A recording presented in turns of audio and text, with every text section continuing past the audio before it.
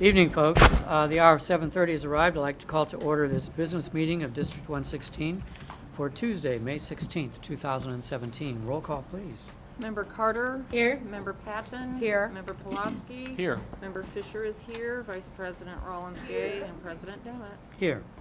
We do have a quorum present, and it's our understanding that Ann will be arriving just a little bit late, so she'll be joining us shortly. Do we have any additions, corrections, or modifications to this evening's agenda? No, we do not. Hearing none, we would move to citizen statements, and we have one. And if anyone else wishes to address the board, please turn in a goldenrod sheet that looks like this to our recording secretary, which is, yeah. So which is Lori Johnson, anyone wish to address the board other than Terry? Hearing none, we'll call forward. Terry? You know the drill? Yep.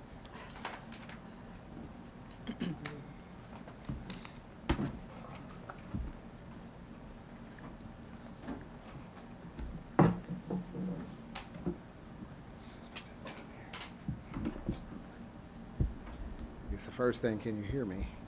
A little Hear me? closer. A little Yeah. closer? Better. Move the mic. Just move the mic closer Yeah. to you. A little closer? Yeah, you can move it. It should move on. That's good. Green, yeah. There we go. Oh, that's off again, yeah. Okay, that was 20 minutes of the meeting. Okay. Good evening, board, staff. Terry Townsend, retired housing commissioner. You probably know me as many other things. Tonight I want to address you on student homelessness. I'm going to digress for a moment and dedicate my comments to Lucille White, former 116 Director of Payroll. She passed May 10. She was a wonderful lady, a wonderful civil rights leader, and she raised a math teacher and one of America's best trial lawyers. Student homelessness. When I started this journey, I thought this would be fairly easy. It's turned out to be rather difficult. But I want to just read you a letter and read you some information from the Federal Register, because most people think that most of the time when I'm advocating, I'm just talking. I'm talking from the federal regulation. There's a two-part strategy that I've employed to try to get the cities to recognize student homelessness. The first part of this strategy involves their consolidated plan. And this is what the Federal Register says the consolidated plan is. It says that a consolidated plan is a document that jurisdictions submit to HUD if they receive funding under any of HUD's community planning and development formula grant programs. The consolidated plan also serves as the jurisdiction's planning document for the use of funds received under these programs. The Trump administration has called for the elimination of CDBG and home funds. These are the same funds that I've targeted for the school districts. What I am essentially saying to them is that they should give school districts, at the minimum, resources to address this problem. The problem is that they won't even recognize it. In the Federal Register, and I quote, the Cranston-Gonzalez National Affordable Housing Act requires that the plan of the jurisdiction describe how the plan will address housing and homeless needs. That's from the Federal Register. Please note that I look at the 2015 through 2019 consolidated plans, their action plans. There's nothing in there from the schools. There's nothing in there on homelessness. There's nothing there, period, for K through 12. I have spoken with HUD, and they are 100% in our corner because the federal regulations are clear. The reason why the Trump, the Bush, and a couple of other administrations, as well as the Obama administration, targeted these funds is because they were getting complaints that cities were using these to do things such as pay security guards and things that they were not supposed to be doing. But at any rate, to make this very quick, I attended the Champaign City Council meeting here recently, and I asked them to put student homelessness in their action plan. This is a copy of their action plan, and I'm submitting it to the board tonight. I want you to read this and pay close attention to what I underline. I will read this. The 2017 Annual Action Plan does not provide direct funding for TBRA home ownership or homelessness activities. On the April 11th, 12th study session, Council spoke in favor of temporarily reallocating local funds set aside for an economic development program for a safety net revolving loan fund to assist local homeless service agencies until the state resumes payment. The problem with that is that the state may not resume payment. We need a continuous flow of money, but that is something that I think the cities will have to come to understand. Either they do it or the feds will have a problem with that. Lastly, I submitted a letter to the Secretary of HUD, Ben Carson, on May 8th. You will get a copy of this letter, but I want to just go over it just briefly with you. It says, Dear Secretary Carson, the Champaign School District 4 and Urbana School District 116 Boards of Education have specifically requested that the City of Champaign and the City of Urbana address K through 12 student homelessness. The media have repeatedly run stories about K-12 student homelessness. An elected official recently stated publicly, student homelessness is not new. Yet our review of the City of Champaign and City of Urbana 2015 through 2019 action plans do not identify K-12 student homelessness as a critical need, nor does either plan direct funds to address student homelessness. On May 2, 2017, the City of Champaign voted on their 2017-28 action plan, 15 days before the statutory deadline to be submitted to HUD. Council Bill 27099 was approved with no amendments to address student homelessness. And then I go on to talk about what our recommended actions are. And these are very brief. We recommend to the Secretary of HUD not fund the City of Champaign and City of Urbana CDBG or home requests until these communities spending federal funds prioritize community needs consistent with the requirements of the Housing and Community Development Act of 1974. It's our contention that they are in violation. Lastly, we are aware of presidential proposals to eliminate funding for housing and community development programs. We make no comment on these issues, but we note massive amounts of funds, federal and state funds, are being spent on real property development and social engineering in Champaign County. Simultaneously, our children are homeless. Be clear, when these issues come up, there are a lot of wonderful people working on them. Part of the resistance of change that I'm getting is that everybody says, we're doing a great job. I'm not trying to attack any individual or entity. This is for the kids. What we can do here is get a continuous flow of money coming to the schools. The schools are dealing with a lot of problems, external problems, that are germane to learning. We can't and should not be trying to resolve those. We should be telling those stakeholders to do their jobs, and that's what I'm trying to do. Lastly, I thank you for your resolution, because the city tried to pretend as if you had said nothing, and I said that's not true. That's not true. This board passed a resolution, Champaign School Board passed a resolution, and they simply ignored it, or they didn't do anything. Be clear, if we have to march, if we have to do whatever, we're going to make sure that there's a continuous flow of money coming to the schools to address this issue.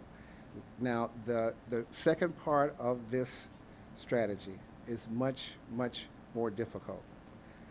It is my contention as a sitting housing commissioner for 10 years that the housing authorities in this country need to be re-engineered.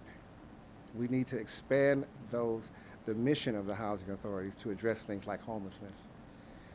That will be my task. I will write that this summer, and I will ask for your support as well as your prayers. Thank you. Thank you. Thank you, Terry. Anyone else wish to address the board this evening? I'd like to thank Lori for running the cameras tonight and doing double duty so that our folks at home can watch us on cable TV. Anyone else Last chance. Anyone else wish to address the board tonight? All right, we'll move on. We have some commendations and recognitions this evening. Corinne Greist. What? Oh, I'm sorry. Thank you. No. There is no call for an executive session tonight. Motion to approve the agenda would be in order. Second. Moved and seconded. All in favor, say aye. Aye. The motion is approved. Thanks to Brenda for catching that. I missed a couple lines.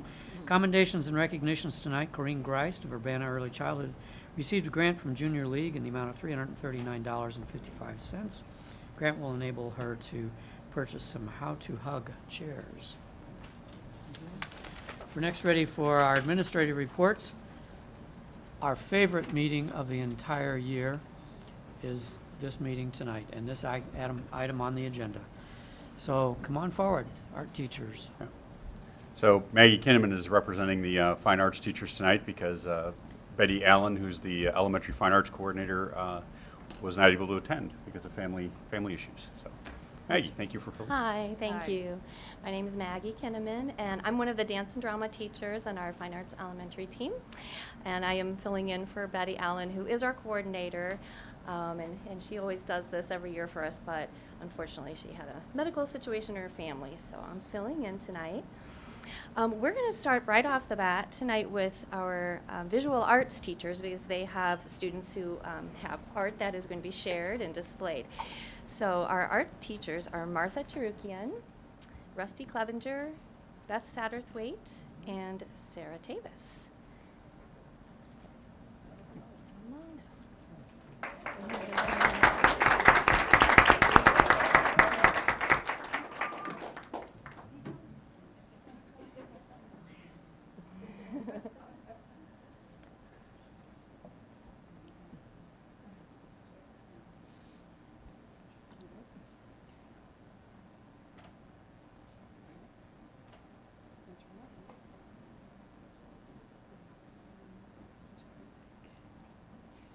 This is Constantine Anderson from Yankee Ridge School, Yankee Ridge. He's a second grader, and we studied still life with my student teacher, and this is his still life watercolor painting. I chose his painting because he did such a good job. He's a really Nice. good student. He works really hard in my class. Excellent. Oh, And, that's he very did a really nice job with it. nice. Yeah.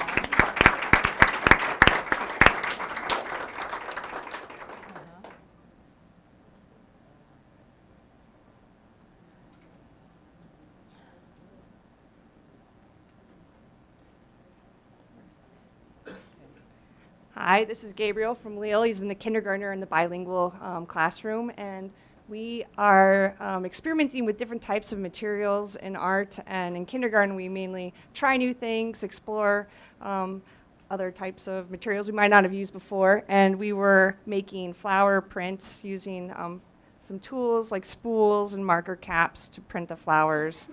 And we created the rest of the image using construction paper and markers. Ah. Yeah. And Gabriel's a lot of fun to have in class. Very He's real nice. personable, and he really enjoys being in art, so Yeah. he's a great student. Thank you.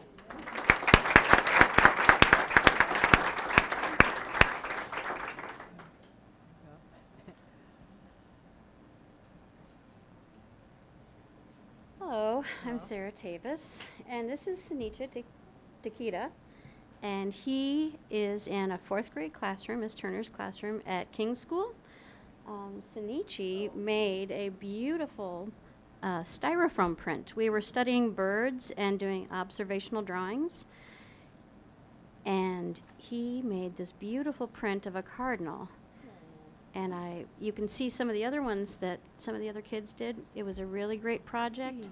Sanichi really enjoys art, and he worked really hard on this, and it just looks fantastic, so I chose his for this year. Wonderful.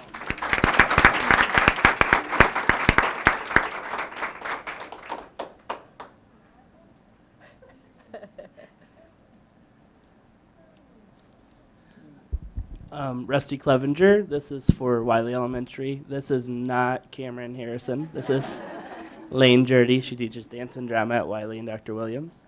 Cameron Harrison is a third grader at Wiley School, and she's unable to attend tonight. And this is her photograph of herself in her Harlem Renaissance-inspired costume.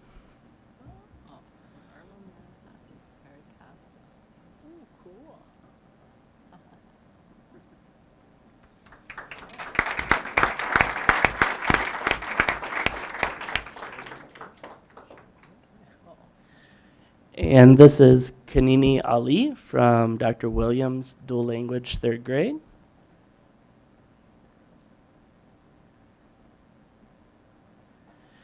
And Kanini's artwork, her costume was displayed at the Dr. Williams Wizard of Oz, Characters of Wizard of Oz fashion show in December. It's been at the City Building in Urbana for the Urbana Arts Commission, and now she is displaying it for you. So she was inspired by the Good Witch of the North.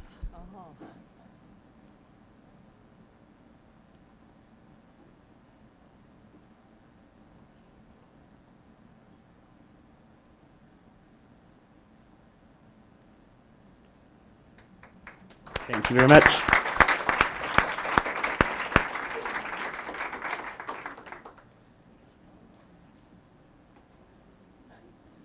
Okay, I am Martha Cherukian again, and this time I am representing Thomas Paine. We have a retirement this year from Thomas Paine, another principal's retiring. We kind of started a tradition last year at Yankee Ridge, doing a painting of our retiring principal. So we continue that at Thomas Paine. The fifth graders, all the fifth graders participated in doing a portrait of Sandy Cooper, which I will show you. And she doesn't know about this.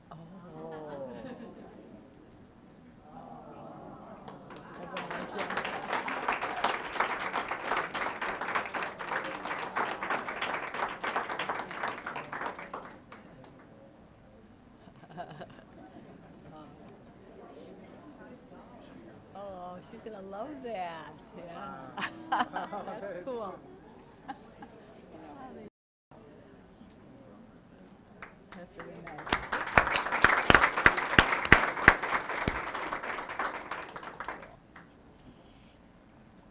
We would like to thank International Galleries and especially Bill Mermelstein for framing our artwork, and they do a fantastic job for us every year and always work within our specified budget. At this time, we'd like to introduce the other fine arts teachers we have here with us tonight. As I said, I'm Maggie Kinnaman. I teach dance and drama. We have April Blacker, and she teaches music. Lane Jurdy was up earlier. Have them She- stand up. They're all in the back row, so they got to stand up. Yeah, thank you. And Erin Anderson, is she with us tonight? Nope, she's not here tonight. Kara Marizi, she teaches dance and drama and music. I think Megan Tipton is not with us tonight either.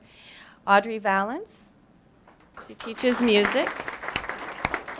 And Angela Wyatt, also not with us this evening. Today we'd like to take the opportunity to highlight the work that the elementary fine arts teachers have done during the 4 staff development sessions that we had throughout the year. As we continue to make connections through our community and expand partnerships, we had the following guest speakers that come during our development sessions. One was Janet Barrett, professor of music education, and Donna Gallo, PhD, who's an assistant professor of music and education from the University of Illinois School of Music. We also had Molly Delaney, executive director, and Patricia Dessen, director of programs and development from the Champaign Schools Foundation. Also, Jason Finkelman, director of global arts performance initiatives from the University of Illinois.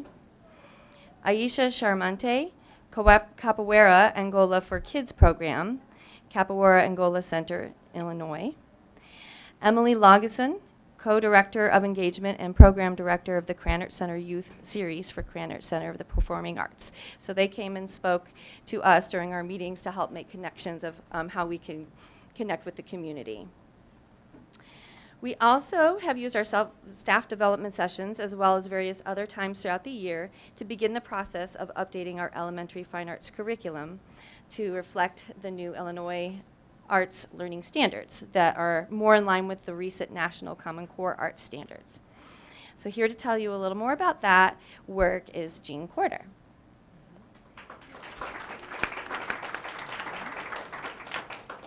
This much more. Actually, we haven't just been working on the elementary fine arts curriculum. We've been working on aligning all of our arts courses from kindergarten through 12th grade. These folks have worked really hard, knowing that I was pushing them very, very hard to get done this year. Usually our curriculum development process is about 3 years. We usually take the first year to just study what's going on, what's current, what best practices are, what other standards are in other states, what national standards are telling us. The second year we spend writing and realigning our coursework to the new standards so that our courses are always up to date and current and reflective of the standards that we're required to teach. And then the next year we work on implementation of the new coursework. Knowing that I was retiring at the end of this year, though, these guys really pushed themselves to get things done in not a 3-year timeline, but a 1-year timeline. So I appreciate all the work that the elementary fine arts teachers did above and beyond the call of duty, and all of the other arts teachers in the district who've been working around the clock outside of school hours to get things done and ready for me to leave tidily as I fade into the sunset. So thanks to all of them for all their work.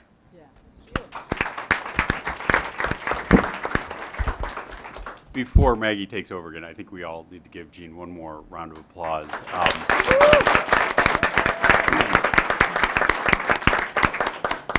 Her work extends well beyond the fine arts in terms of the curriculum work, and putting Urbana on the map in terms of being a leader in curriculum and assessment, and we will miss you terribly. They're huge shoes to fill. So.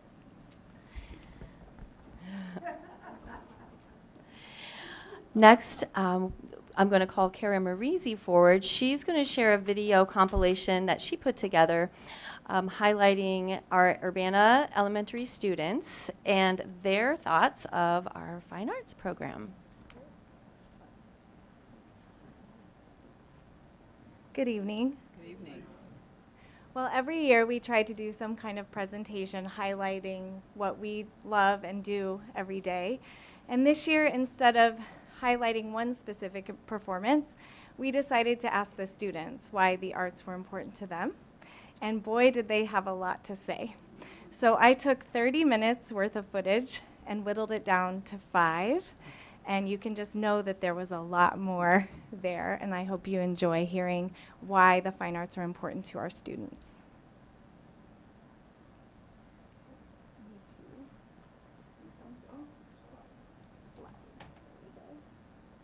And press the on button. Technology.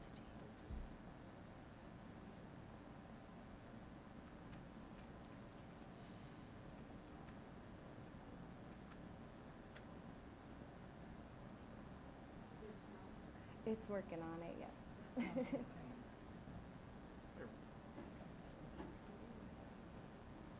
And sound is plugged in, I hope.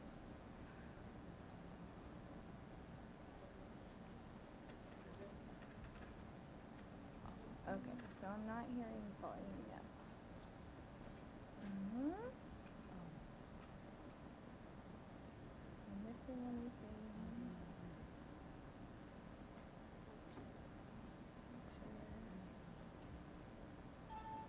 Okay, let's try that. I like art because we get to paint. I like art because I like painting. I like art because we can make beads and crafts. I like art because it's my favorite. Why is it your favorite? Because it's just pretty art. I like art because I like painting. I like art because I can make pictures and show them to other people. I like art because I can make pictures. Oh, I get to sing and dance with other people. Awesome. And how do you think you would feel if we couldn't have dance anymore?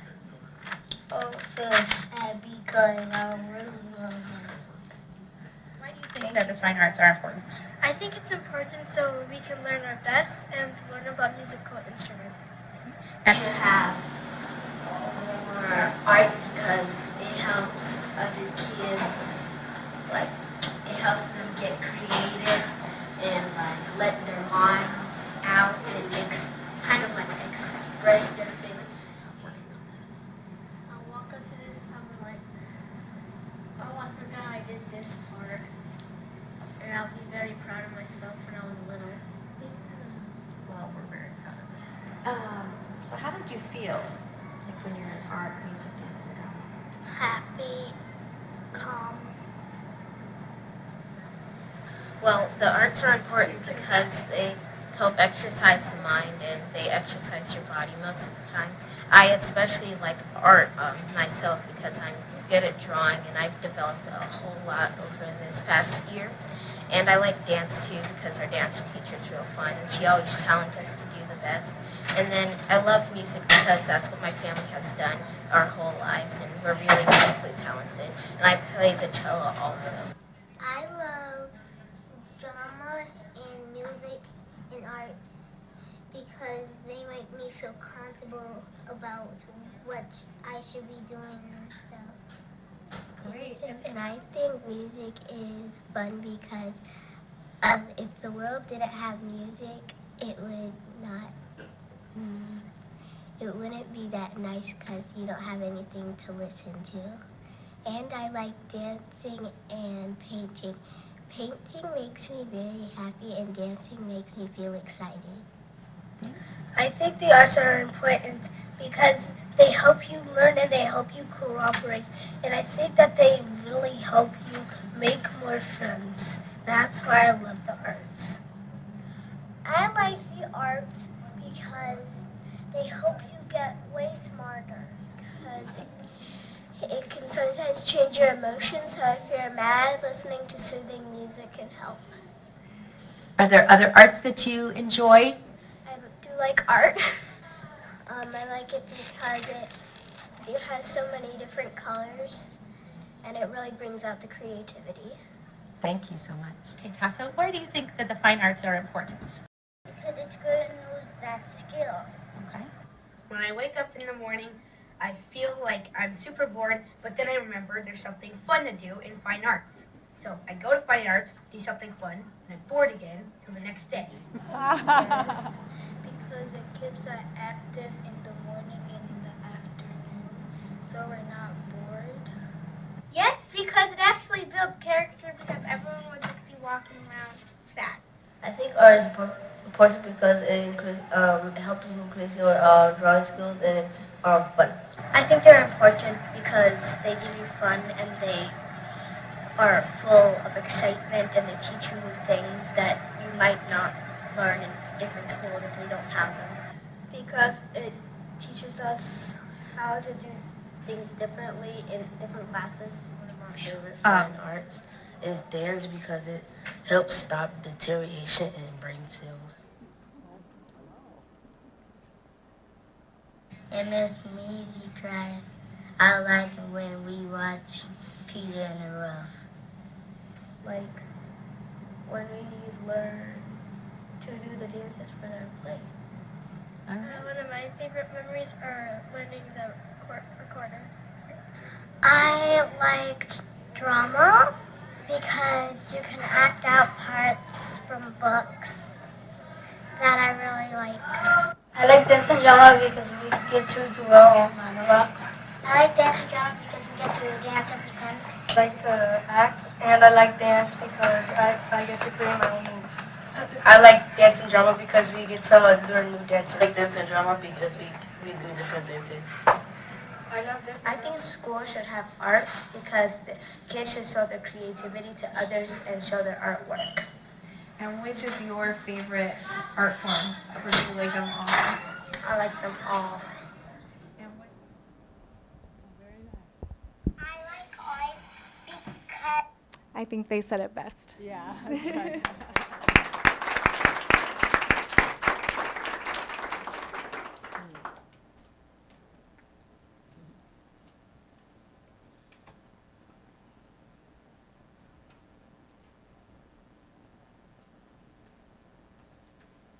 Thank you, Kara, for putting that all together for us. We did interview kids from all the schools, and then she took our video and edited it all together. She did a great job.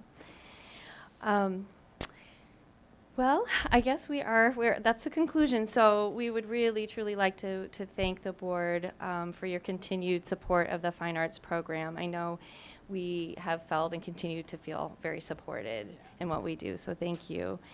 And we would love to give a heartfelt thanks to Jean Quarter for her time and assistance in getting our curriculum updated before her retirement. We will miss her greatly.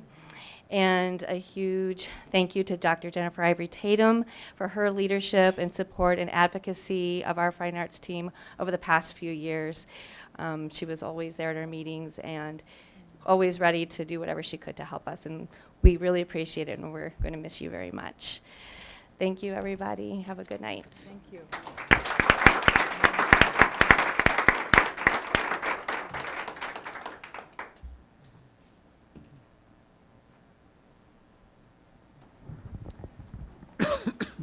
Thanks for the teachers and families, and you're welcome to stay, but you're also welcome to leave. So we'll give you a few minutes to depart while we get ready for our next administrative report, which is on elementary discipline.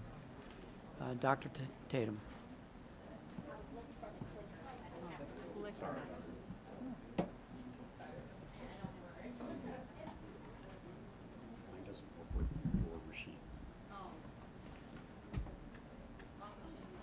Oh, wrong machine, sorry. I think just the arrows. Did she turn it off? Or is it this thing, did she slide the thing closed? Oh, she just slid it closed. Sorry.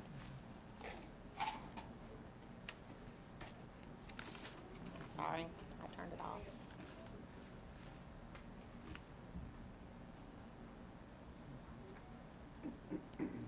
Lori's got me on this PC, which I don't usually use. Okay, Lori. Full, how do you just go down to that little? Oh, thank you. Totally different icons. Thank you. Okay. All right. Thank you for allowing us to have this little update. I know we have some elementary principals in the audience who've joined us, so if you have questions as we go, please stop me, and I can call a couple of them up to the mic if we need to. I do want to thank Linda Gibbons. You know, she's not going to come up here, but I'm still going to call her out. She is totally my partner in crime with all things PBIS and SEL, and I couldn't do everything that I do, and including major parts of this presentation without her. Our conversations and work with PBIS coaches and principals is something that we're both very passionate about, and the conversations that we have about this work really mean a lot to us. So we have some interesting data to show you this year that we're very proud of, and some exciting possibilities for the future. There's always more work for us to do, but I think we have a good understanding of where we are and where we need to grow. I like showing you these slides. I know you're like, why is she showing us this every year? But, I mean, this grounds our work in PBIS. It's very important that we keep our mission as our focus, developing skills, building character, achieving personal greatness. Those are all the things that we keep as administrators and leaders of this work in the back of our mind as we continue to push forward for positive discipline. And of course, you've seen our strategy for respectful and collaborative learning environments. So I won't read it because I know you're very familiar with it by now. Our character traits, I always put this in because I am very proud of the work that our buildings do around character. We've been doing this for years now, but I never, I'm always surprised, I guess. They never cease to amaze me when you go in buildings and see some of the displays, and you hear some of the stories around integrity and cooperation, some of the assemblies that I sit in year to year when the schools are really highlighting character and focusing on the different character traits that our community chose as important for Urbana School District and for the city of Urbana. So I always like to put these up because I feel like the buildings do a great job of building character. Even one of the students mentioned it. We wouldn't, you know, the arts help us build character, and I think a lot of us believe that. So it's very important that we really are reminded of what our 6 character traits are year to year.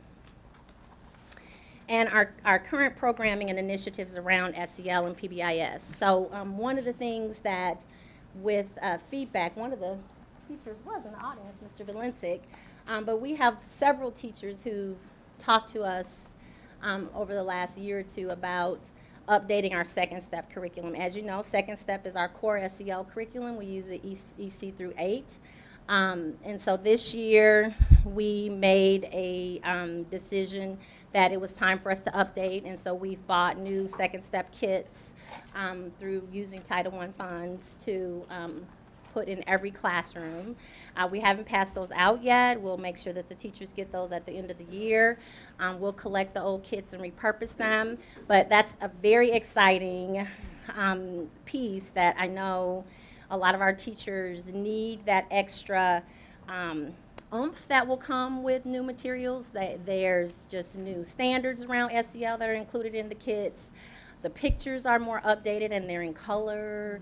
And so I think we're very excited to roll that out next year. Linda and I have talked a lot about some training for that and how we can get those in the hands of the teachers, but also make sure that they have some time at the beginning of the year to really spend with their kids.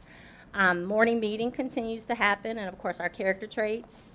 Ongoing PD, you've seen this before. We have PBIS coaches at all levels. Restorative practices you'll hear more about on June 6th when our secondary team comes and presents the secondary data at the next study session, and Elaine Spungen will be attending as well. So if you have questions for her at that time, that would be a good time. We've been pulling together data for the year, and it's a lot of data.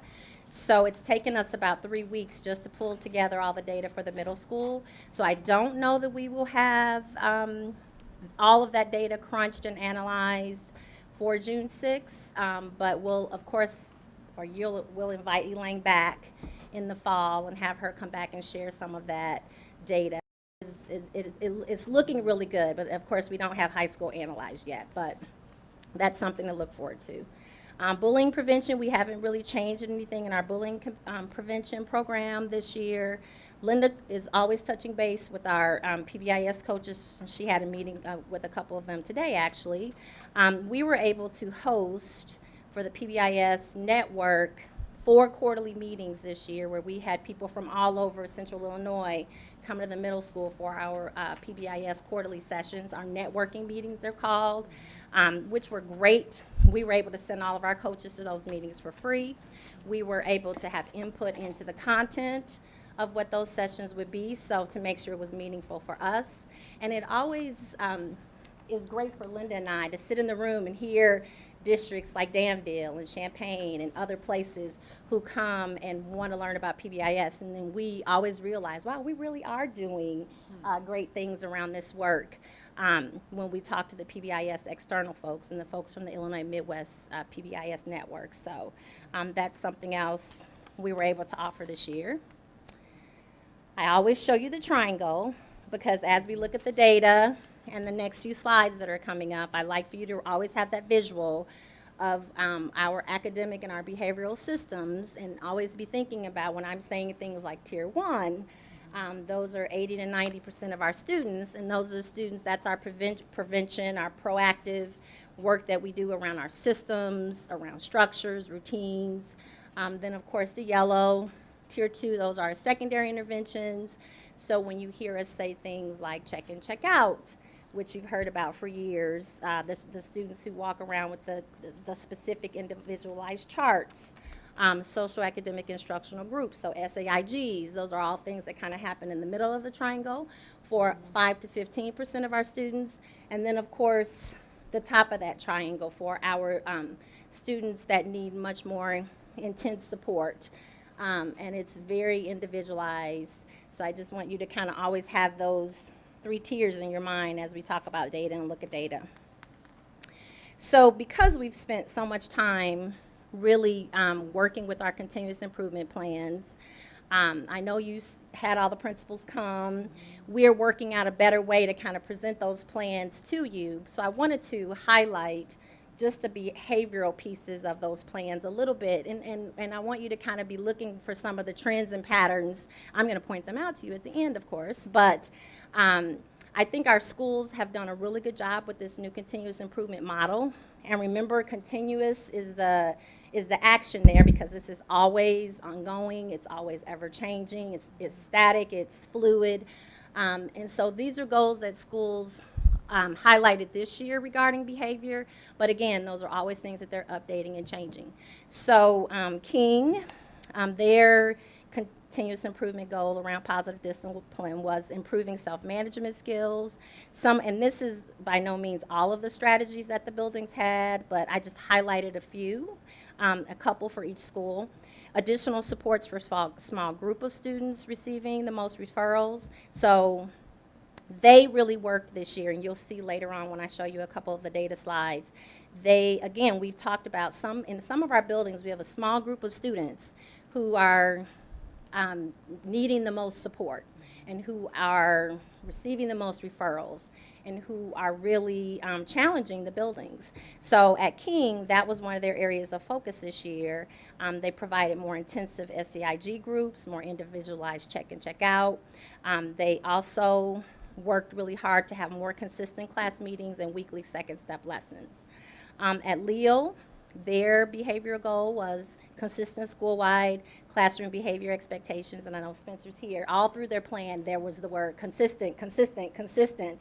So I think one of their focuses really is the consistency piece, and I think when you have 19 classrooms, it's hard to have everybody doing exactly the same thing, and I think that's one of the things that they focused on. And interventions for that yellow and red tier of the triangle. At Dr. Williams, again, self-management skills and SEL growth. Some of the activities included building positive and respectful relationships, calming boxes, you'll hear about those later, and de-escalation techniques. And a couple of our social workers have really taken that calming, relaxing idea. I know we talk a lot about trauma. We talk a lot about the problems that students bring with them from home to school. So that calming box and those calming spaces in classrooms have been very effective this year. So, okay. Next is Thomas Paine.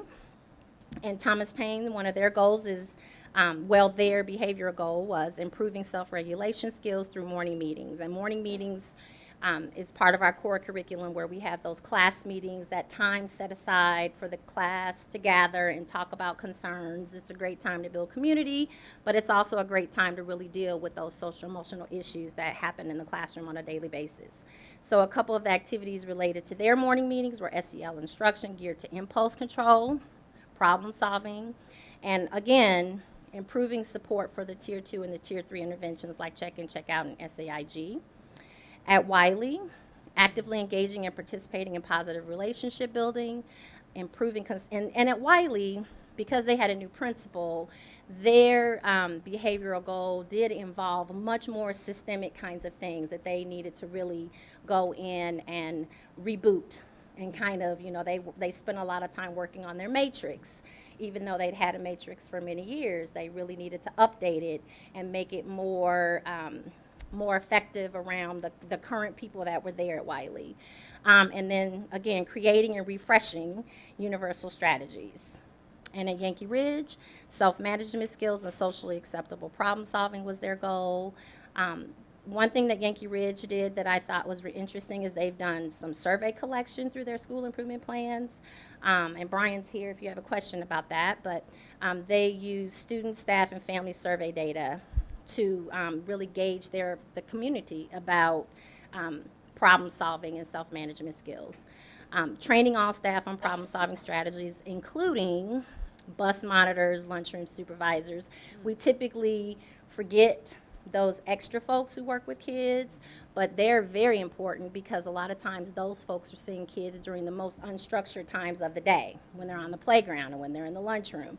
So one thing that Yankee Ridge did was really focus on and include those people in some of the training that they were doing this year.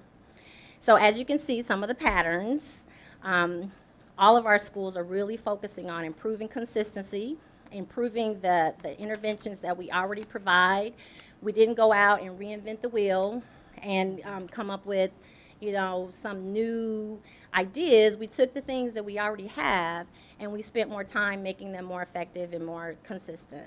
The social workers and our psychologists, I know Benita mentions this a lot when we have conversations around behavior or social emotional, and Todd can speak to it a little bit more, but our social workers and psychologists have been training this past school year during their staff development time on trauma-informed schools.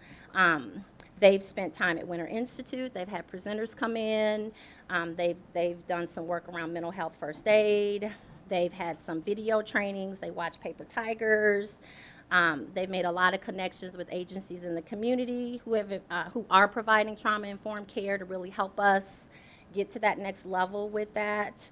Many of the social workers and psychs have been going back to the buildings and taking some of that information and presenting at faculty meetings and staff meetings and sharing that information. So as we continue to update our continuous improvement plans, you will see more information, I think, related to mental health and trauma-informed care as we continue to learn and get more training. I don't know if you want to say anything more about that, Todd. That's wonderful. Good summary. Okay, thank you. All right, so now to the not-so-fun stuff. Again, we always like to let you know what are the issues that we're kind of seeing at the elementary level. And when Linda and I crunched the data, it is, of course, these same three things that we've talked to you about year after year: physical aggression, classroom disruption, and we've talked about why it's classroom disruption. Remember, the students spend the majority of their day in the classroom. And then defiance are, again, the top three things. We continue to see things like inappropriate language, disrespect, inappropriate physical contact that's not labeled as aggression.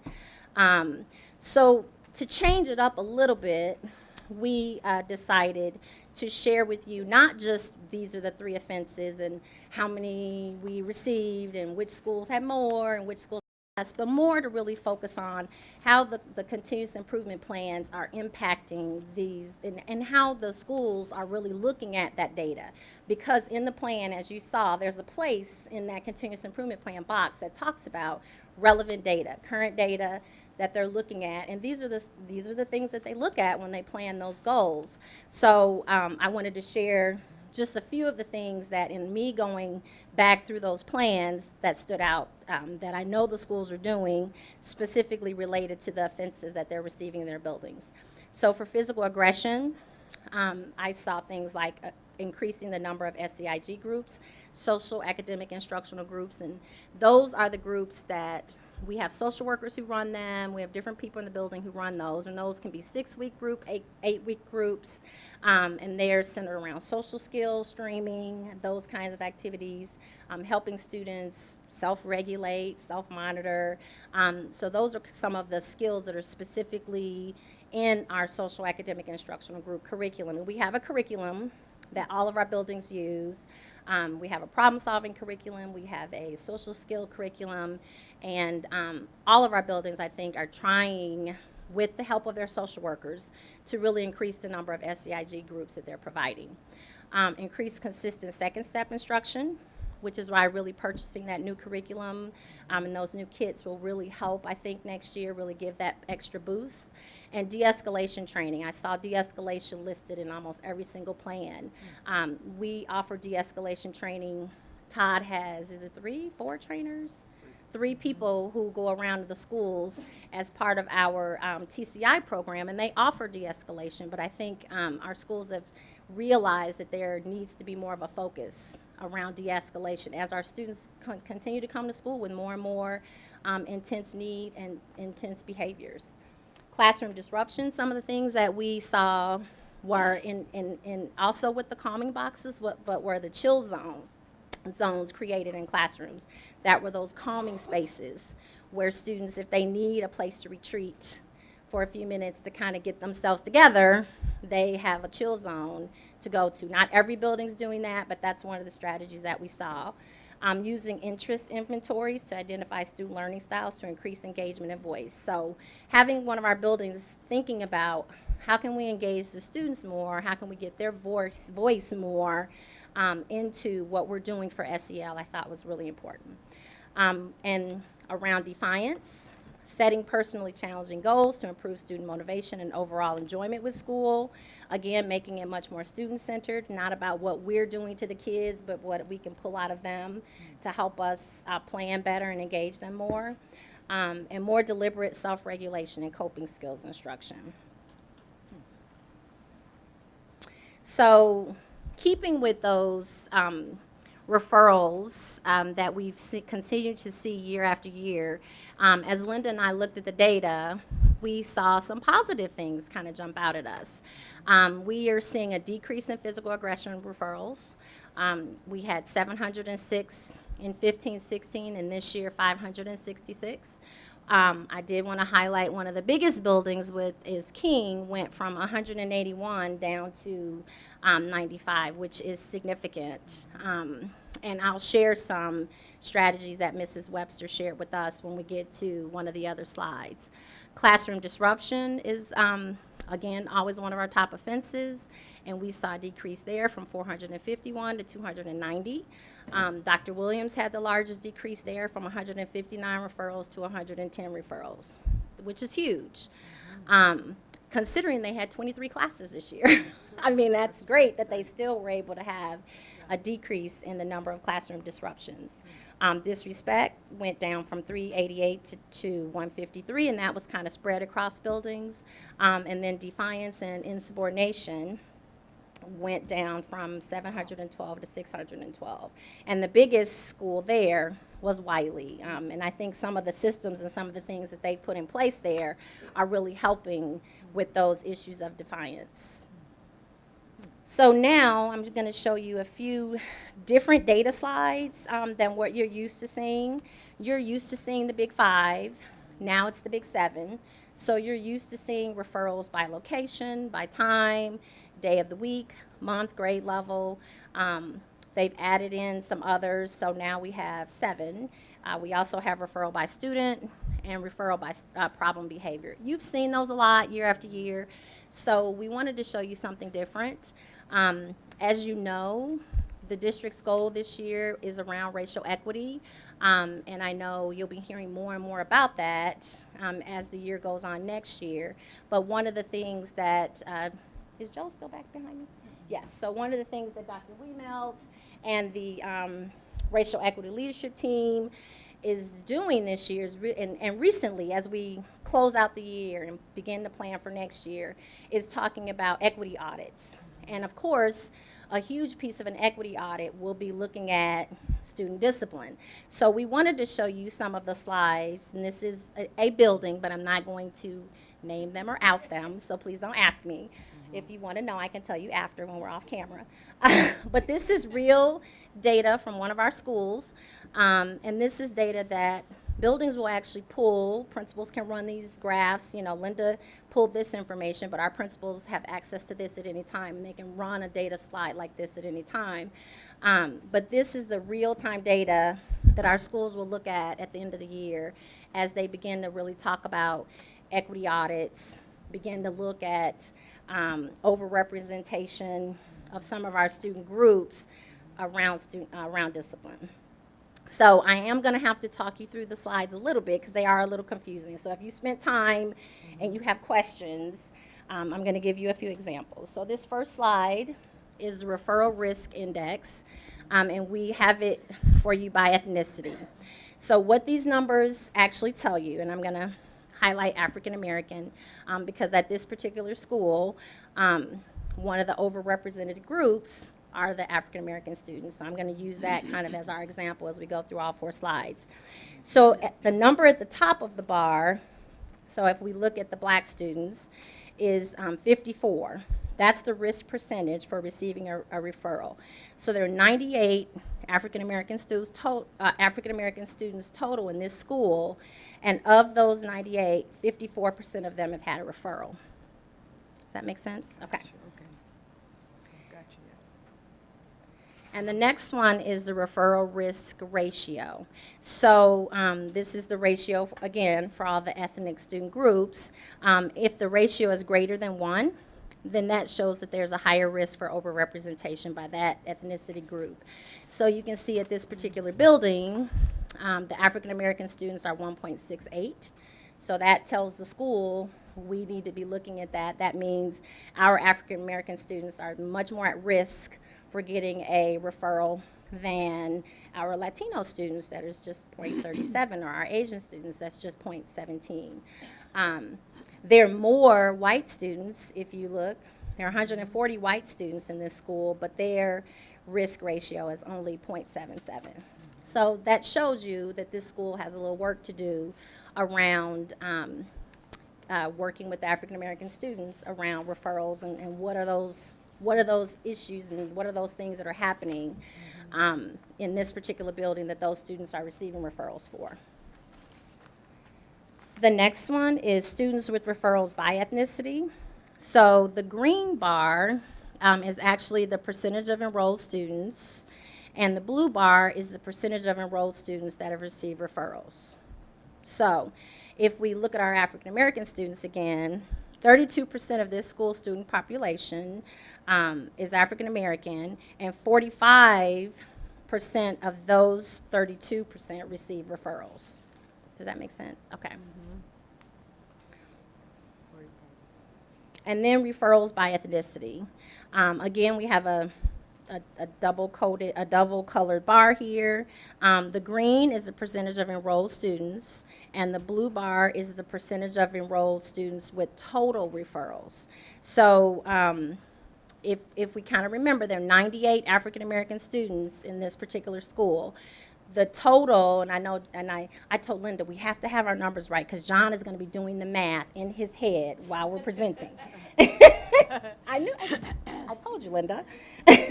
So this building has had 543 total referrals for the year.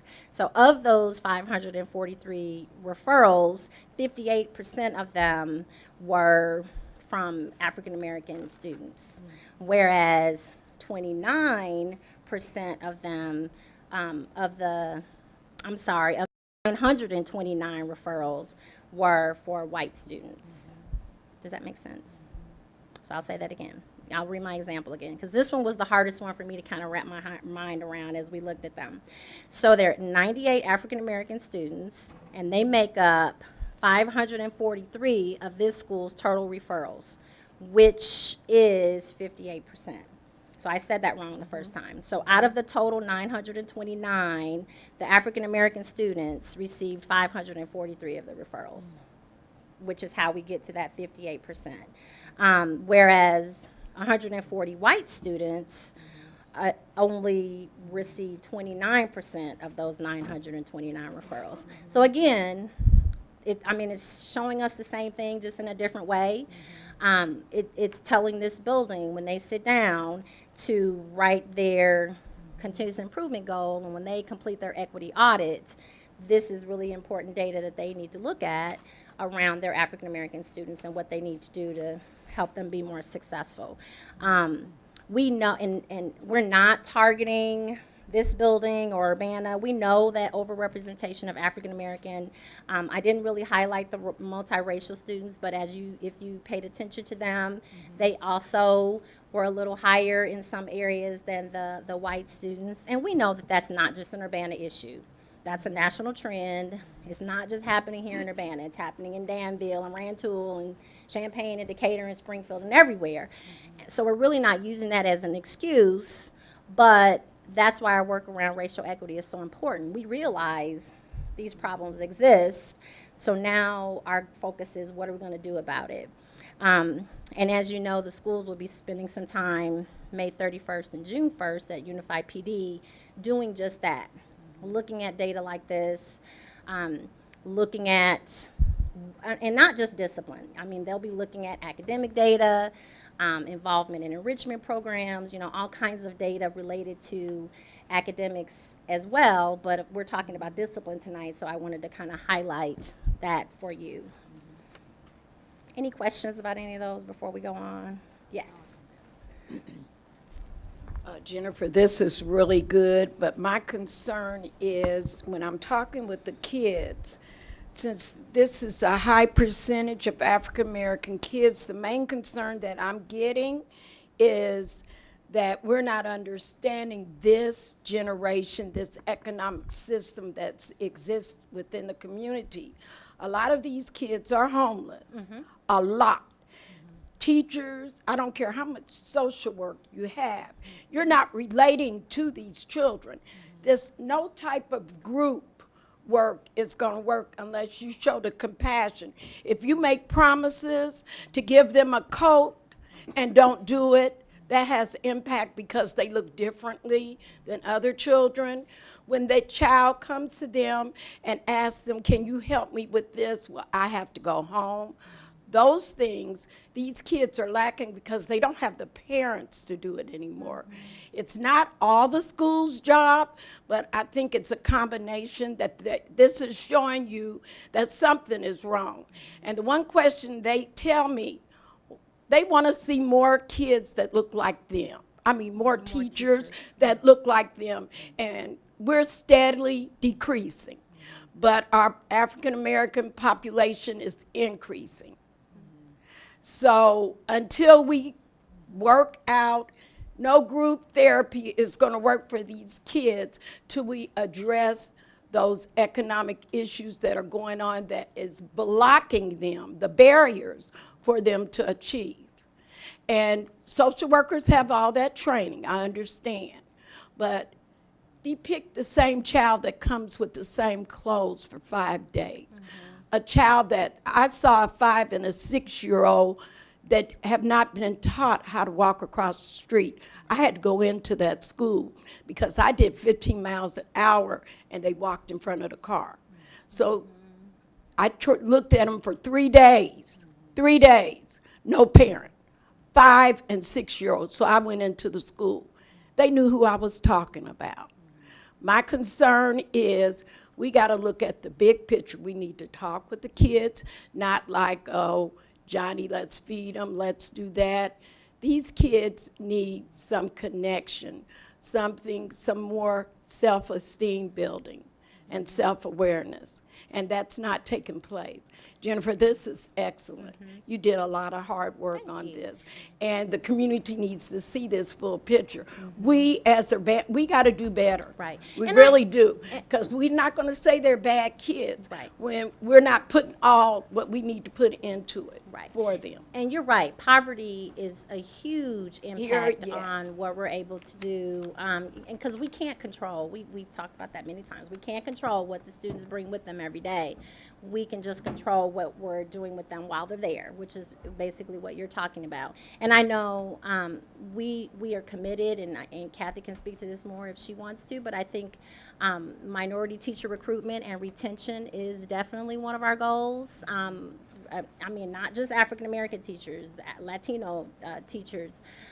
We need more men teachers. I mean, all of those things. I think those are things that we want to do. We have to have those people apply, and we have to have those people come to want to be in Urbana. And I think there are a lot of, there are decreases all over the nation in teacher education programs. U of I their numbers have dropped significantly for young people who are wanting to be teachers.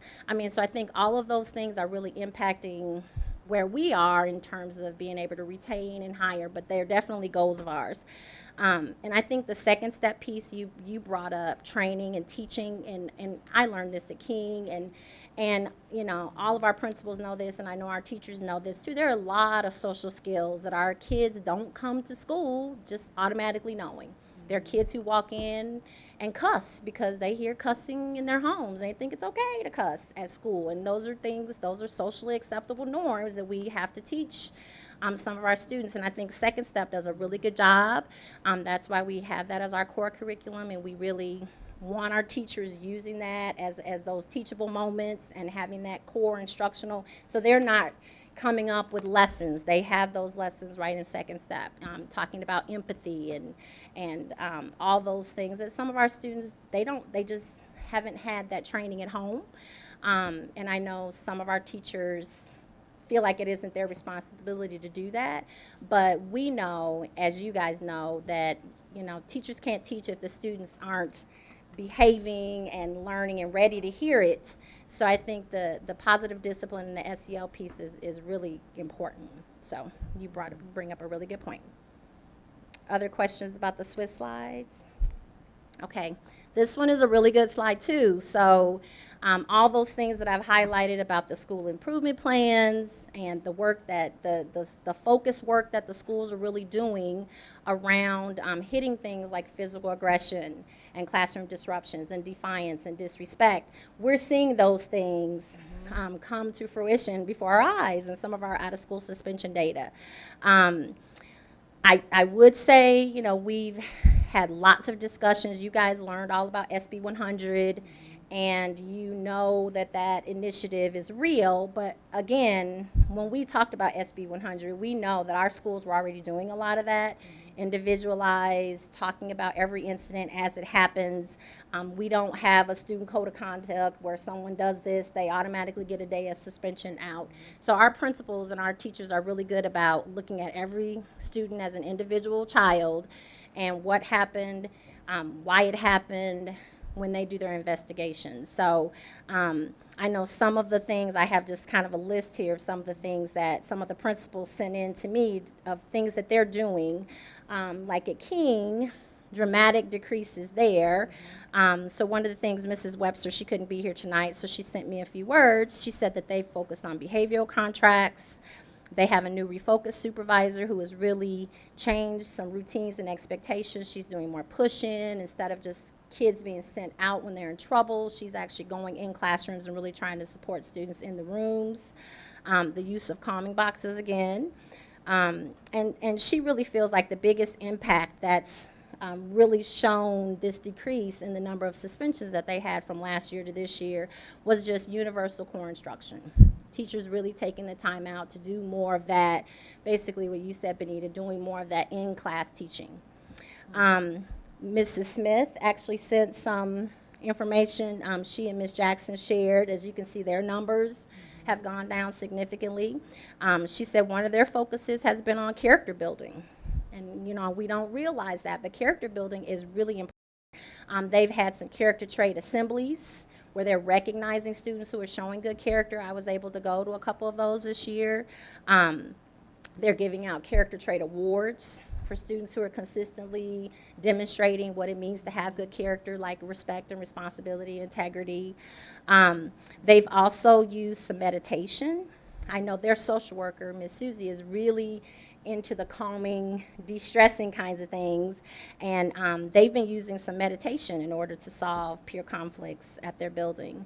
And she said that they have done much more focused de-escalation training this year, not just that one-time mandatory kind of training that all the buildings do. They've spent more time, and she said at least twice this year they've had the trainers come in and talk with their teachers and provided some de-escalation strategies that they've actually seen the teachers using in their classrooms. So I thought this was really great data to show, along with some of the other strategies that we see the teachers doing to even bring down those referrals, those things that students are being sent out of the classroom for. So that's it for me. Any questions? Any questions, Paul? So a great report. I wanted to applaud you for giving the whole staff for giving the individual schools the autonomy to come up with their own plans because they meet their own needs. But I wonder what mechanism is in place for them to roll up their best practices and share them with their peers. So, that's a really good question. I know we have principals meetings, and they have times that they kind of share with one another, and we have all the principals come together, and I work separately with the elementary principals quite a bit during those times, but they actually have collegial meetings where they meet away from us, where none of us are there. I'm not there, Don's not there. They kind of have their own elementary collegial meetings.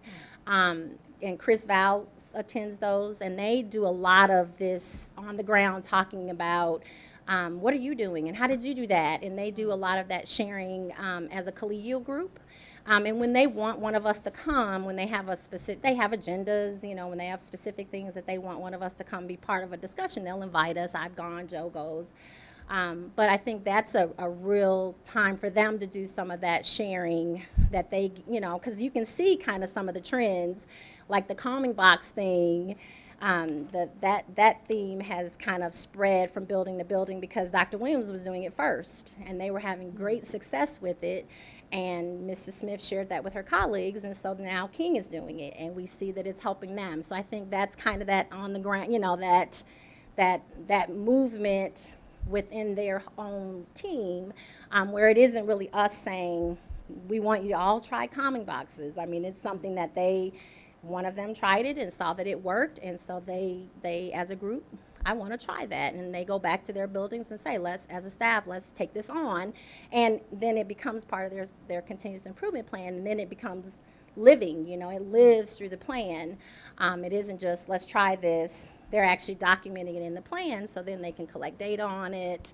They can look at it a few times a year and update progress on it. So did that answer your question? Okay, good. And thank you for Peggy? Yeah, thank you. Yeah, great report, Jennifer. Thank you. And it's really impressive to see the downward trend in referrals and out-of-school suspensions. I mean, quite Yes. radical, even from one year to the Yeah. next. And yet, you know, there, as you pointed out, there's remains an overrepresentation of blacks Yes. in discipline referrals and out-of-school suspensions. You mentioned that when schools identify that they are, you know, they're at risk, or you know, they have a higher population of overrepresentation, they address that in their continuous plan. Can you talk a little bit about how they? Well, they specifically haven't address- really had a chance to do Oh, that yet. I see. So we're really just introducing the. I know some of our principals show that data more than others. But I think as they get deeper into the equity audit process, they'll be taught more and learn more about how to use this data and what are some ways that they can take that risk ratio and that risk index and take that data and actually do something with it. I think right now the principals, they all have a monthly PBIS meeting where, and I've gone to Spencer several times, where they show the big 7 or the big 5.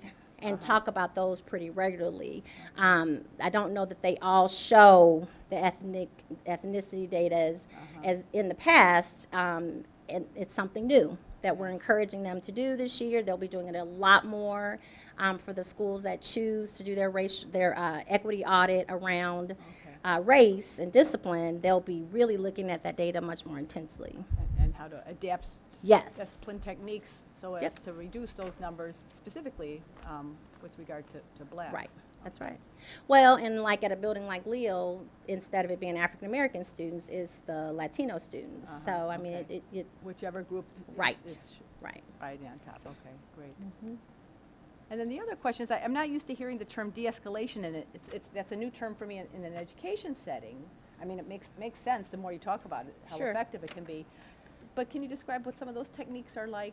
So, and Todd is pretty good at this too, but de-escalation might be if the student is in crisis and they're really upset and they're tantruming or really angry, instead of engaging them in a long conversation and saying, well, what's wrong and what can I do? And giving that student a few minutes of space and not talking to them at all, just kind of watching and supervising and giving that student time to calm down instead of going in and asking questions. Or even if you're not asking questions, I think sometimes what teachers tend to do is, I told you to stop. I need you to stop right now. If you don't stop, this is what's going to happen. And sometimes those things don't do anything but escalate and make the situation worse, whereas giving them time, wait time, you know, things like that, giving them the strategies. Our social workers are great at things like counting to 5 and blowing out air, and what's the other one, like putting a marshmallow in your mouth and when you're, you know, and kind of just a way to kind of close and calm yourself down, some of those self-calming things, but Todd probably has some better ones. Yeah, no, those are great examples, and I would just say broadly, it's all about how do we as adults interact with kids who are starting to escalate, and what we do can either make it more likely that they're going to de-escalate and have the problem get smaller, or escalate and get bigger. So part of that is just those conversations, and those are great examples of positive examples on how we can de-escalate, yeah. And that's all part of therapeutic crisis intervention that we. So it isn't something new that we've been, it isn't new. I mean, we've been doing de-escalation training for years. I don't even know how many years. As part of our therapeutic, yes, as part of that training. But I think what comes out in these plans is that the schools are realizing that is very meaningful. The strategies that they're learning from the trainers are meaningful things. Maybe we need to incorporate those in our plan a little bit more, instead of just having that staff meeting where the trainers come. We've had the trainers come to a staff meeting and present de-escalation strategies for years. But I think now it's, as we're seeing more students who are coming with more challenging behaviors, it's more critical for us now to really be paying more attention to those de-escalation strategies and incorporating them in other ways. So TCI is not used in the schools Oh, anymore? yes, it's part of TCI. So you need to distinguish the differences, because one is a more intense. So we do provide some of our staff with the full TCI training, but de-escalation training is a subset of that we use with the entire staff, yes. Good question, Benita. Other questions of Jennifer? Jennifer, thanks. Great Thank you report. very much. Yes, thank you. Thank you. Something different. Yeah, and it's encouraging. Yeah, it was encouraging. All right, we'll continue on with our agenda this evening. I know we've got 4 or 5 members of the Facilities Committee that were promised we would get to that item on the report around 8 o'clock, and it is now 8:45. So we'll move through our action items pretty quickly and get to that. Consent agenda is the next item up, and because several individuals are here tonight, I'd like to have 11.05 pulled out as an individual action item to be done as 12.05. So, any other comments about the consent agenda? Nope. Motion to approve the consent agenda would be in order. So moved. Second. Moved and seconded. I forget to tell what's on it. Yes. The minutes of the April 18th business meeting, the May 2nd study session, April bills and checks, education fund bills in the amount of $758,000, operations and maintenance fund bills in the amount of $182,000, transportation fund bills in the amount of only $26,000, working cash bonds in the amount of $57,000, school facility occupation tax, sales tax in the amount of $168,000, tort in the amount of $12,000, payroll in the amount of $3.6 million, and adult education bills in the amount of $88,000. There are no interfund loans tonight, which is really great news for this point in the year, because there usually are loans. There will be in another month, huh? Personnel items, and now that we've pulled out 1105, I think we're okay on 1104. And the last one is resolution authorizing and directing sale or disposal of personal property, and it's mostly cleaning out of stale items in our libraries. Roll call, any discussion? Roll call, please. Member Carter? Yes. Member Hall? Yes. Member Patton? Yes. Member Pulaski? Yes. Member Fisher votes yes. Vice President Rollins gay. And President Demmett. Yes. We're now ready for our individual action items. First on those lists on it is 12.01, our gifts, and we have continuing donations to the Willie T. Somerville Scholarship Fund. And so in this in this time period, $25 from Pamela Erickson, $95 from New Bethel Mission Baptist Church, from Crossett, Arkansas, $100 from Joan Fortschneider and Thomas Seaweed, Anna Merritt, $200 from Roscoe Pershing and Yvonne Hammonds, $5,000 from Faithful Central Bible Church in Inglewood, California. And then Three Spinners, Inc. and Alex Van Doren of Champaign donated $500 worth of backpacks and supplies to the high school. Mary Stam Estate and Emily Chase donated a hearing aid, cross receiver, and cap telephone valued at $4,000 to Case Audiology. Bridget McGill of Urbana donated a 4/4 cello and a 4/4 Glusser bow with cloth case. Total value is $700. And Charlie Kahn and Virginia France of Urbana donated a 3/4 base valued at $800, both to the school district. And then we have several donations to the Preston Williams Junior Elementary School, $100 from El Toro in Urbana, $200 from Tim Tapman's Collision, $300 from Spencer Atkins. And those donations will be used to purchase T-shirts for the 5th graders. And then Fred and Diane Cotile of Urbana, continuing a long-standing program, donated an additional $100 towards the Josh Cotile Music Award. And Ray Beckmer and Liesel Van Wildhagen of Urbana donated a compound microscope valued at $400 to Urbana High School. Motion to accept and to receive the gifts and send thank you notes would be in order. So moved. I'll second that. Moved and seconded. All in favor, say aye. Aye. Those opposed, same sign. Motion's carried. Facilities Planning Committee recommendations. We heard about this on April the 4th, 2017. Any further discussions, comments, concerns? I just have one comment / concern that I wanted to raise, and it relates to the 3rd recommendation under charge number 3. And that's the one that reads, direct the administration with input and participation from stakeholders to research specialized elementary educational program possibilities for Wiley Elementary School. And my concern or question comment about that is really twofold. The first is if in fact Wiley is to be repurposed at some point in some way, won't that impact, or shouldn't that impact the plans for renovations? Or kind of said in the reverse, shouldn't the plans to eventually repurpose Wiley inform the renovations that are scheduled to happen before we talk about repurposing? So that's sort of one concern about that recommendation. And the second is the kinds of ideas that were offered as examples of options for a in quotes, specialized elementary educational program included a whole host of things, and I understand that those were just examples. Right. But some of them had, really strong implications for different directions for our district, and I guess I was just wanting some assurance that there'll be a long time for broad community input, is not only from our board but also from the community, because some of the suggestions as just options would really represent a significant change in direction.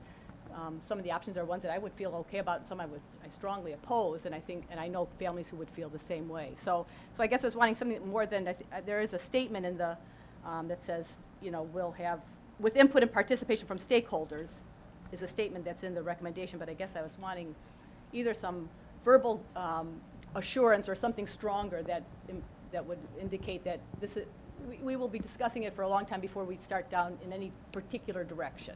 Well, I would hope that anything of that large of an import before the board would necessarily mean that we have broad community input and support. I think that what the committee was doing here was just making recommendations for this board to act, and this board's policy has always been for all subjects to reach out as broadly as possible to garner community support behind anything that large. And your concern is exactly why the recommendation was to pursue and research as opposed to naming an alternative.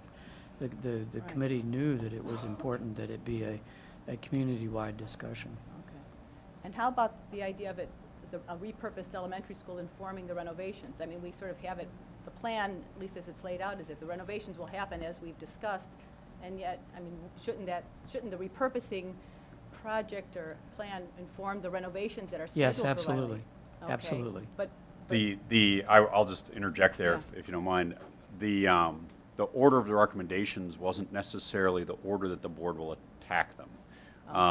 And I think that that's one of the things that the committee discussed quite a bit in its last meeting, was that one of the first steps of the board after looking at and discussing the recommendations and possibly approving them would be to actually sit down and have basically a study discussion topic about putting these in a logical order for the board, future boards, and administration to say, this is our timeline over the next 3 to 5 years of when we want to accomplish these. And I think that that's a very,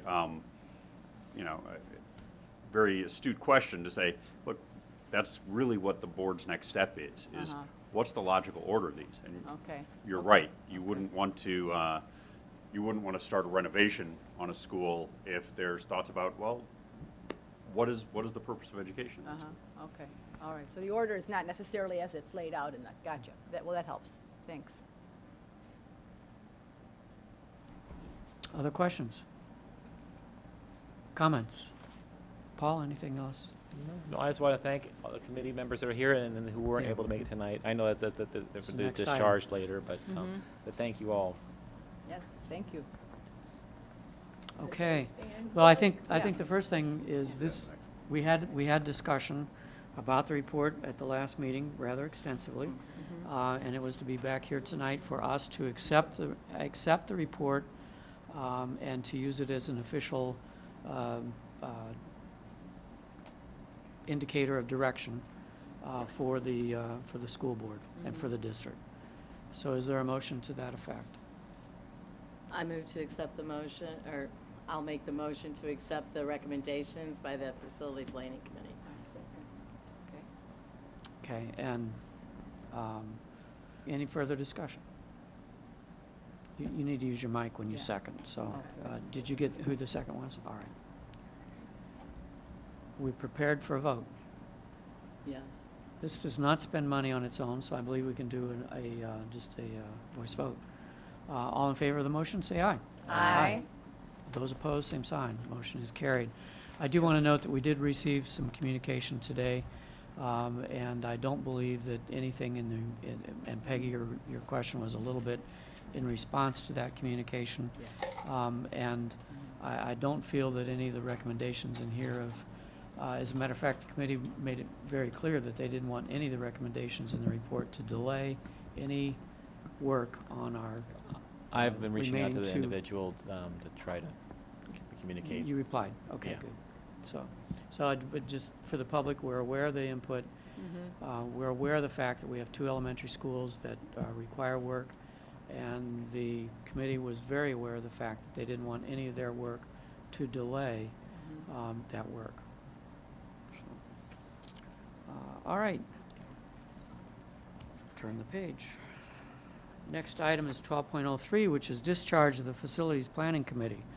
So there are a few of them here tonight. Yeah, if I could actually go through and at least recognize the people that are here, and if you would please stand when I call your name. First is Debbie Hensley, and please stand. Next is Carrie Surratt,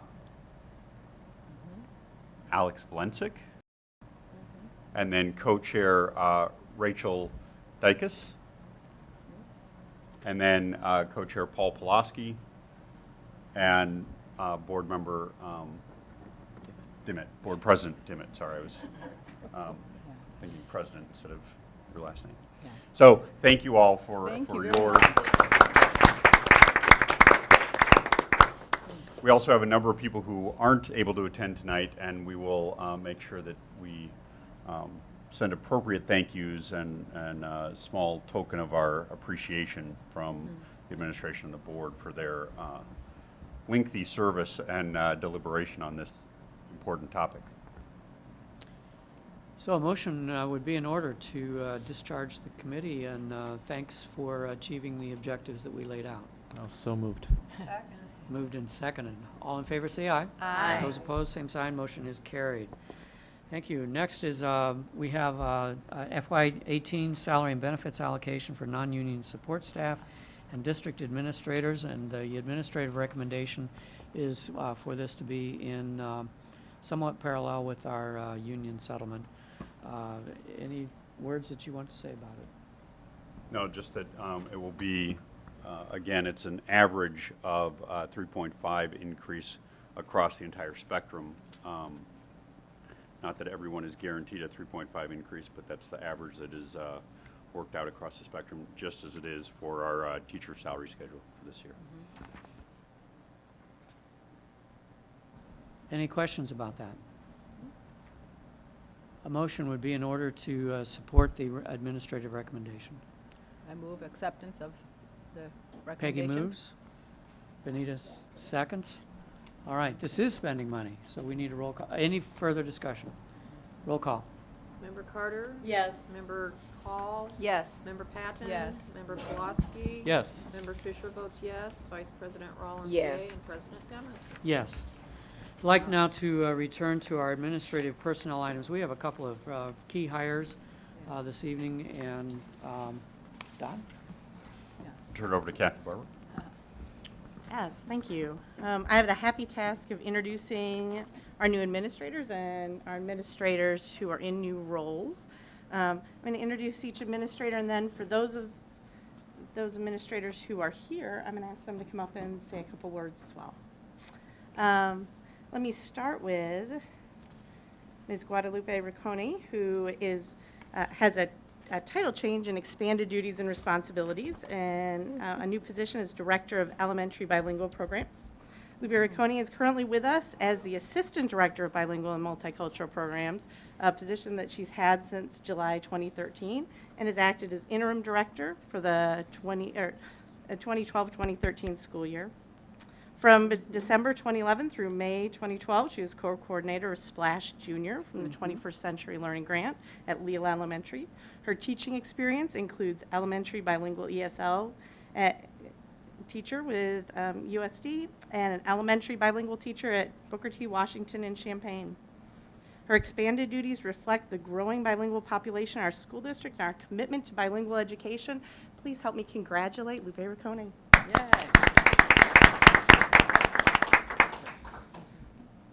Thank you. I just wanted to say thank you to the board and to the district for giving me this opportunity and for your continued support of our programs.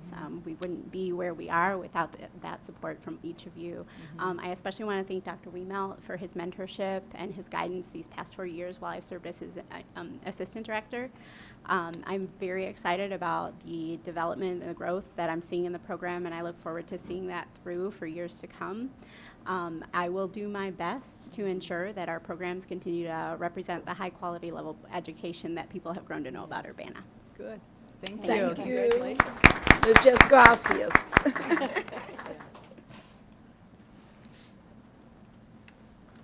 Next administrator I'd like to highlight is Dr. Diane Richardson, who will be our Director of Student Services.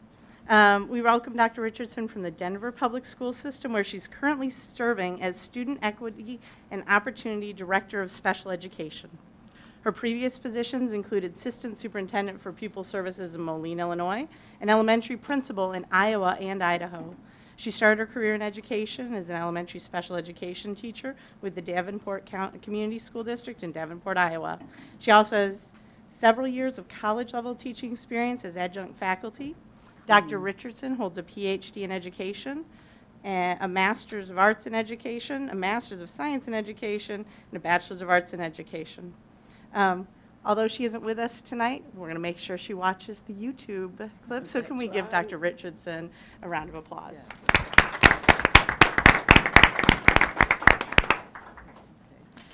Next up, Mr. Matthew Abatessa, our new Director of Facility Services. Urbana School District welcomes Mr. Abatessa from Boston, Massachusetts, where right now he's been serving as the buildings operation management, as part of the buildings operation management team for the Massachusetts Port Authority at Logan International Airport.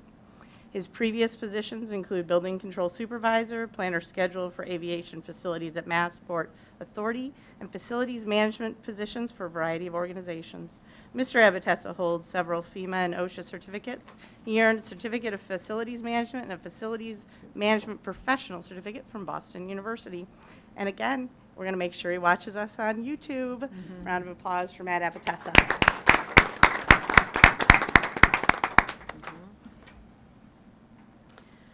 Next, I'm excited to welcome Ms. Dolores Lloyd as principal of Thomas Paine Elementary School. We joined the Thomas Paine community in welcoming Dolores Lloyd from Garden Hills Elementary in Champaign, where she was principal since 2014, after serving as assistant principal from 2013 to 2014. She started her teaching career right here in Urbana School District at the former Prairie Elementary School, was hired as a kindergarten teacher at Yankee Ridge, prior transferring to Thomas Paine. Ms. Lloyd taught at the primary grade level at Thomas Paine in 2009 when she left to serve as the assistant principal of Barksdale Elementary in Champaign. She is also a district coordinator with Unit 4 between assistant principal roles. Dolores Lloyd looks forward to returning to her roots and coming home to Urbana to support the teachers, families, and community. Please help me congratulate Dolores Lloyd. Thank you. I'd like to say thank you. I'm so happy to be coming back home again. Again, I had a wonderful career in Urbana, and so it's just great to be able to come back and give back to the community. Great. Thank you so much. Good to have you. Yeah. I look forward to this venture.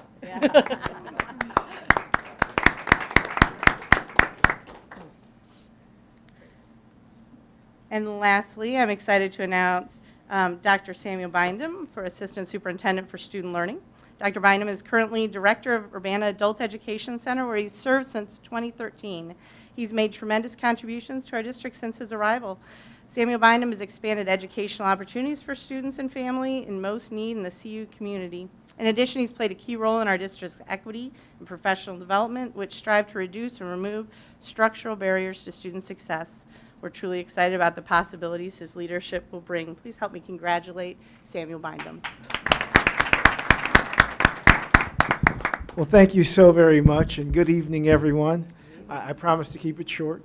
I'm really excited to build on the successes that we've had in this district. It's been wonderful being in this district, and I am looking forward to serving both students, families, and administrators and helping us move our district forward. I also would like to thank my wife, who's here tonight, Maria Bindum. And I really appreciate the opportunity, and I look forward to the upcoming year. Good. Welcome. Thank you. Folks, we need a motion to approve these hires. I happily move acceptance of the recent hires. I'll second that. Moved and seconded. Any discussion? Roll call vote. Member Carter? Yes. Member Hall? Yes. Member Pappen? Yes. Member Pulaski, I'm so sorry. That's all right. Yes. Member Fisher votes yes. Vice President Rollins? Yes. And President Demmett? Yes. Several of these people are replacing folks that have put in a lot of solid hard work for this district. And we want to thank the folks that are, for whom these arrivals, also means there are departures. Yeah. And we want to thank everyone for their work that they put into the district, as Sam talked about, to build upon the work that has been started. So, and many of them were one's in presence, and many of them were in presence earlier tonight. There is no call for a future executive meeting. FOIA requests? No FOIA requests. Superintendent's report.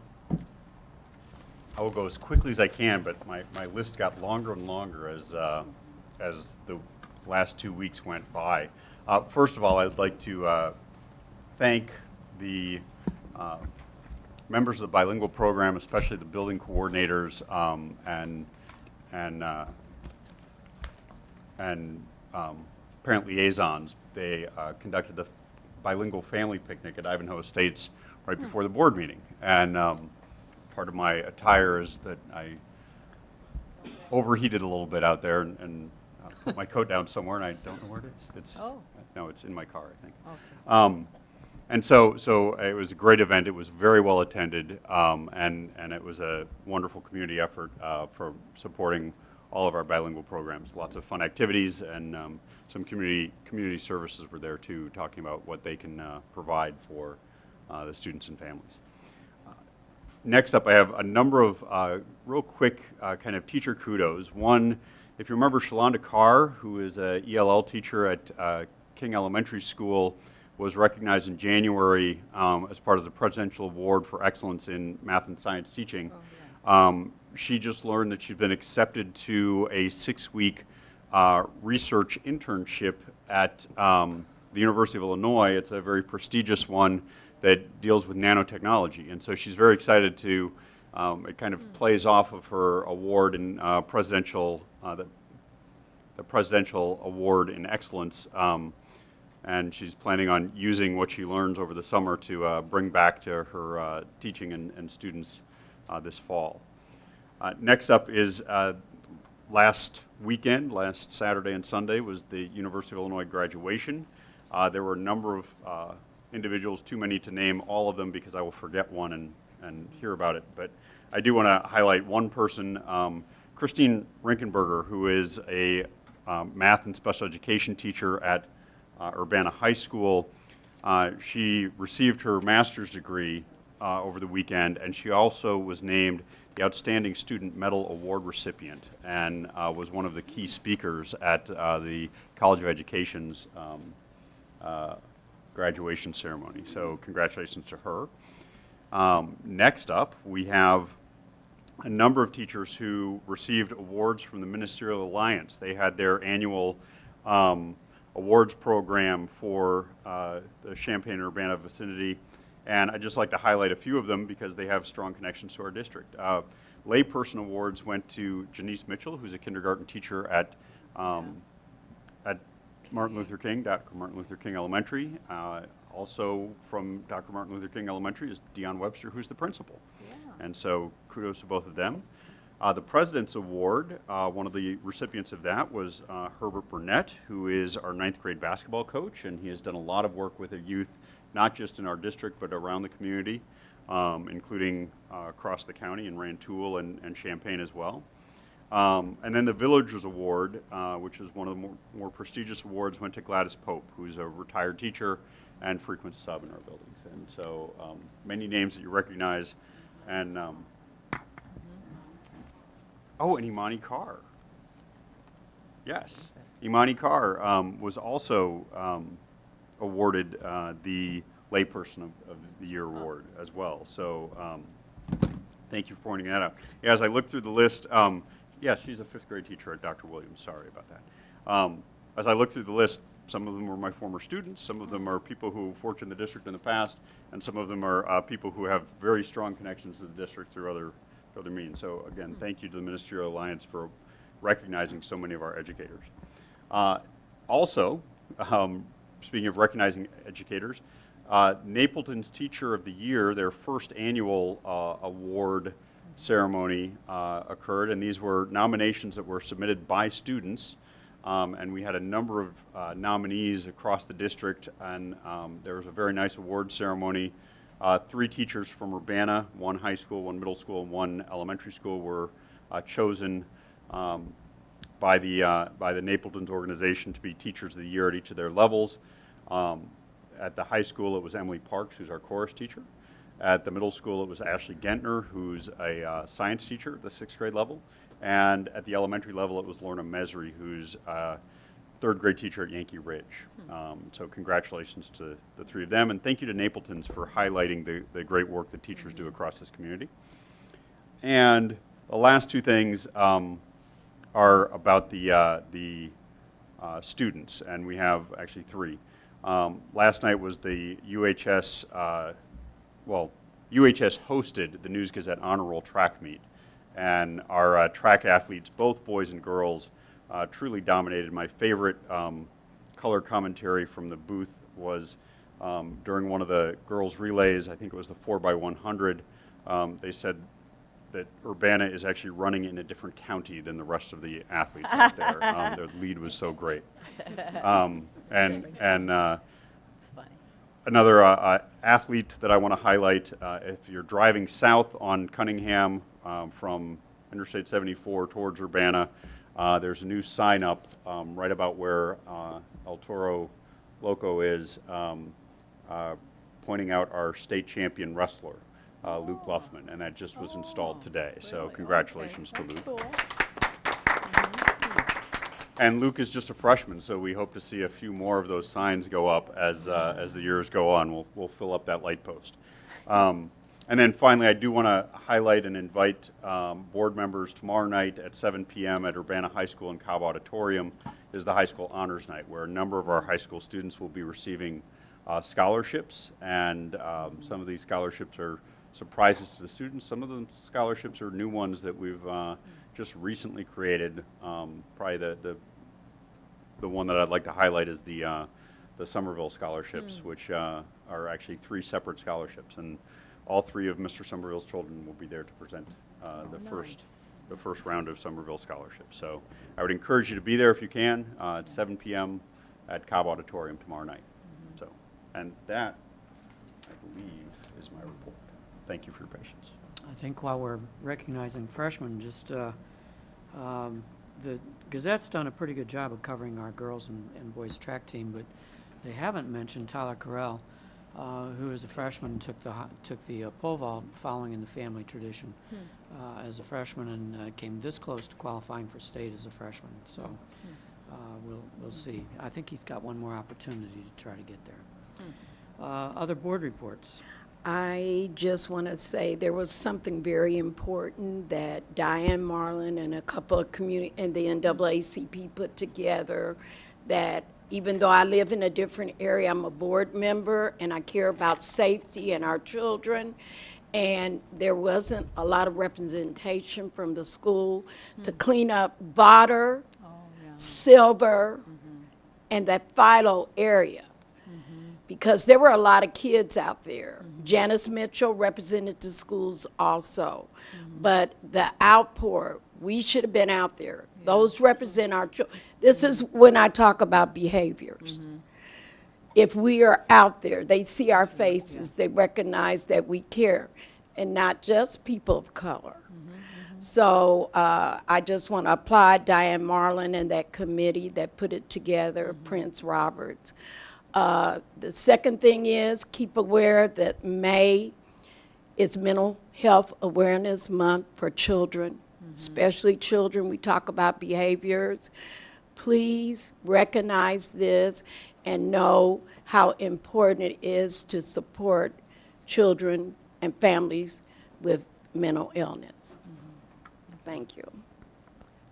I wanted to mention that I attended the CU one-to-one scholarship banquet on May 4th, which is always a very moving experience.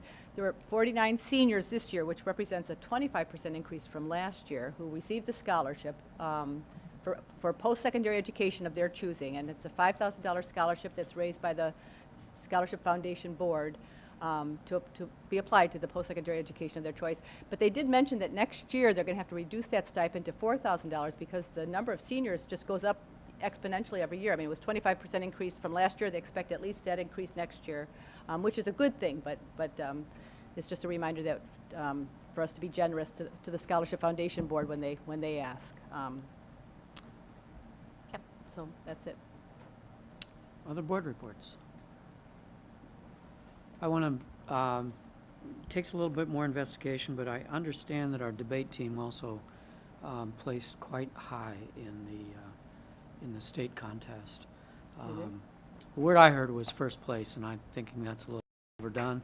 Is it? But they were in the top 3 or 4, I believe, in the state of Illinois. Really? That's So, great. For a new again, team, they were last year, if you recall, too. So that's 2 years in a row. The middle school also had several of their relay teams qualify for the state tournament, along with Jeremiah Hamilton in the 200-meter dash. Oh, yeah. Okay. All right. Any further board reports this evening? Motion to adjourn would be in order.